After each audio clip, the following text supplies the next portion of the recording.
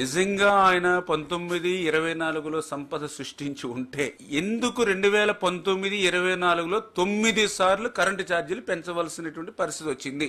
Direct question. ఎందుకు నేను ఈ మాట చెప్తున్నానంటే 2014లో రాష్ట్ర విభజన జరిగినటువంటి పరిస్థితుల్లో ఆ రోజు విద్యుత్తు లోటులో ఉంటే చంద్రబాబు నాయుడు గారు అధికారంలోకి వచ్చిన తర్వాత 14-19లో చంద్రబాబు నాయుడు గారు తీసుకున్నటువంటి నిర్ణయాలతోటి మిగులు విద్యుత్తుగా ఆ రోజు మేము 19కి మార్చి 5 సంవత్సరాల్లో మేము ఒక్క రూపాయి కూడా విద్యుత్ ఛార్జీలు పెంచకుండా ప్రజల మీద భారం వేయకుండా 24x7 ఆ రోజు మేము విద్యుత్తును అందించాం. మీకు తెలుసు, మాకు తెలుసు. మరి నువ్వు 19-24లో నువ్వు సంపద సృష్టించినట్లయితే మిగులు విద్యుత్ ఉన్నటువంటి రాష్ట్రాన్ని కూడా ఎందుకు మరి నువ్వు 9 సార్లు విద్యుత్ ఛార్జీలు పెంచావు? 9 సార్లు విద్యుత్ ఛార్జీలు పెంచడమే కాదు, ఏదైతే ట్రూ అప్ ఛార్జీలు గాని ఏదైతే సర్ ఛార్జీలు పేరు చెప్పి ఎందుకు నువ్వు 5 సంవత్సరాలు పేద తరగతి మధ్యతరగతి